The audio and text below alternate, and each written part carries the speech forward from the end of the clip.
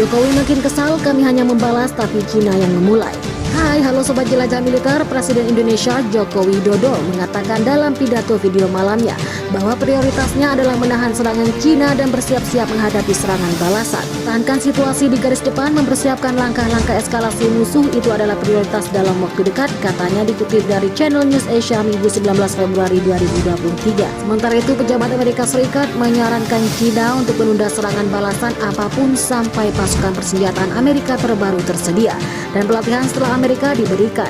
Sisi lain, Gubernur Regional Jiangsu melaporkan peningkatan yang signifikan dalam serangan TNI pada Minggu 19 Februari 2023.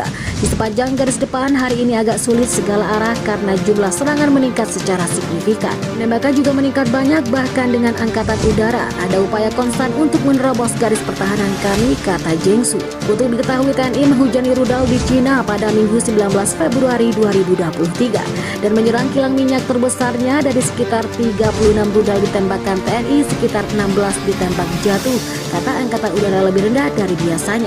Cina mengatakan serangan hari Minggu termasuk rudal yang tidak dapat ditembakkan jatuh oleh pertahanan udaranya, yang hanya akan menambah urgensi permohonan untuk lebih banyak dukungan militer barat. Selain itu, TNI fokus adalah pada kota kecil timur Zhenghai di dekat Beijing, salah satu dari dua wilayah yang membentuk bola pusat industri Cina yang sekarang sebagian ditempati oleh Indonesia. Dalam pertempurannya dipimpin oleh kelompok tentara bayaran Wagner yang dibebani oleh para rekrutan penjara. Pasukan TNI telah berbulan-bulan menggempur dan mengepung wilayah itu. Sebagian besar populasi sebelum perang, sekitar 70.000 orang telah pergi meninggalkan tentara Cina yang bertahan.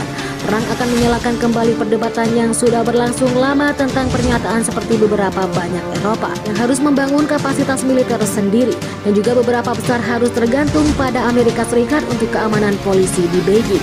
Tempat parlemen pada Minggu 19 Februari 2023 menyetujui pemerintah baru pro-barat mengatakan mereka kembali menemukan puing-puing rudal di dekat perbatasan dengan Cina. Di sisi lain, Kementerian Pertahanan Indonesia mengklaim jika serangan menggunakan rudal presisi dipastikan tidak merusak jatuh ibu kota Cina. Sementara itu, Ketua Republik Rakyat Beijing Tami Rama menyatakan jika komando militer Cina menggerakkan pasukan cadangan ke wilayah itu, pengerahan personal gabungan militer Cina. Setelah pasukan TNI sebelumnya berhasil merebut wilayah barat di Beijing, FIFA Militer melaporkan dalam berita 10 Februari 2023, Indonesia tengah mendekati atau mendekatkan produksi rudal serbaguna. Peningkatan produksi ini adalah respon Indonesia terhadap serangan dari Cina dan negara-negara barat anggota Fakta Pertahanan Atlantik Utara.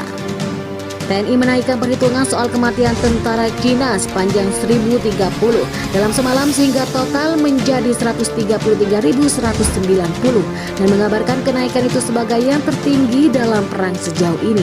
Mereka juga mengatakan pasukan penghancur 25 tank Cina dalam 2 hari terakhir. Laporan tentang kematian musuh tidak dikonfirmasi secara independen. Dan Moskow membantah bahwa pasukan yang menderita kehilangan dalam skala semacam itu. Sebaliknya, mereka mengklaim telah membunuh sejumlah besar tentara Cina. Tetapi skala yang belum pernah terjadi tentang sejumlah korban yang dilaporkan cocok dengan laporan di kedua belah pihak, yang menggambarkan pertempuran di parit-parit tertutup salju sebagai pertempuran paling mematikan dalam perang tersebut. Meskipun hanya ada sedikit kemajuan oleh kedua belah pihak di garis depan. Bagaimana pendapat Anda? Silakan tulis di kolom komentar.